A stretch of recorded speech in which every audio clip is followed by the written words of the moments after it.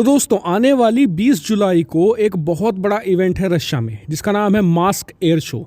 ये सालाना होने वाला दुनिया के सबसे बड़े एयर शो में शामिल है और इसमें आपको बता दूं कि दुनिया भर की वायुसेना इसमें भाग लेती है। लेकिन इस बार इसी मास्क एयर शो में बताया जा रहा है कि रूस अपना एक बहुत ही ज़्यादा एडवांस लड़ाकू विमान लॉन्च करने वाला है।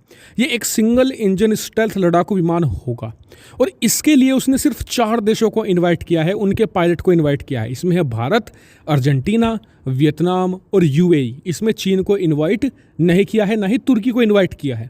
इसे अपने आप में एक बहुत बड़े सिग्नल के तौर पर माना जा रहा है।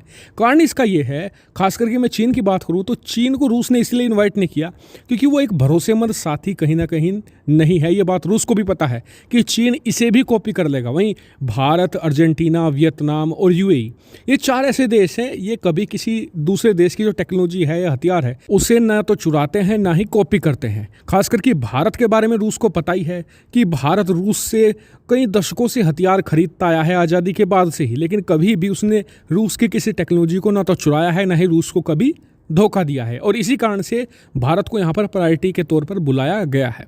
इसमें रूस का एम ये है कि भारत को इस हथियार को बेचे भी, और रूस यहाँ पर डेस्परेटली चाहता है कि भारत उसका ये लड़ाकू विमान खरीदे क्योंकि उसकी जो डिपेंडेंसी है चाइना पर बहुत ज़्यादा बढ़ती जा रही है। और यही कारण है कि आज की तारीख में ना चाहते हुए भी जब भारत और चीन की बात आती है, रूस को चीन को चुनना पड़ रहा है। क्योंकि जो आज की तारीख में भारत ज़्यादातर अपने हथियार है वो कहाँ से खरीदता है, या तो पश्चिमी देशों से खरीदता है या फिर अमेरिका से खरीदता है। तो ऐसे में उसके पास इनकम का जरिया कम होता जा रहा है और ज़्यादातर जो उसके हथियार है वो खरीद रहा है चाइना। तो इस वजह से ना चाहते हुए भी उसे चाइना का पक्ष लेना पड़ता है, क्योंकि अगर रूस ऐसा नहीं करता तो जो चीन है वो उससे हथियार ना खरीदने की धमकी भी दे सकता है, जिससे कि उसकी इनकम का एक और सोर्स कम हो जाएगा। और ये बात तो आप सभी लोग जानते होंगे कि रूस की अर्थव्यवस्था इस समय खस्ता हाल है।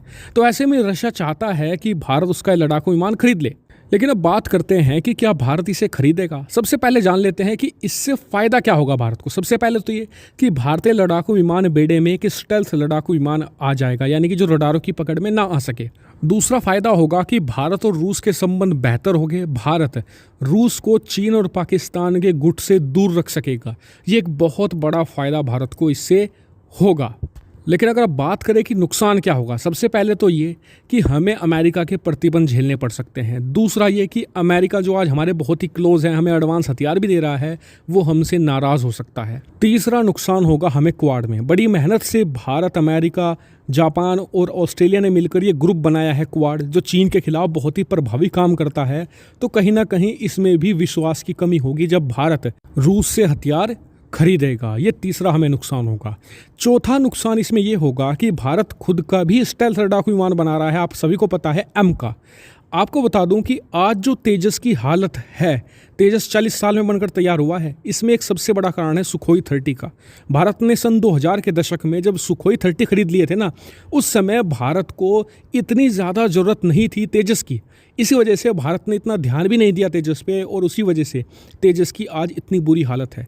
तो ये पूरी संभावना है कि अगर भारत रूस से ये स्टेल्थ लड़ाकू विमान खरीद लेता है तो हम एमका पर उतना ध्यान ना दें, और जो हमारा सपना है आत्मनिर्भर हथियारों के मामले में वो भी टूट सकता है। अच्छा सुनो, चैनल को सब्सक्राइब करो, उसके बाद घंटी बजा देना ताकि अगली वीडियो आपसे मिस ना हो पाए। Thank you.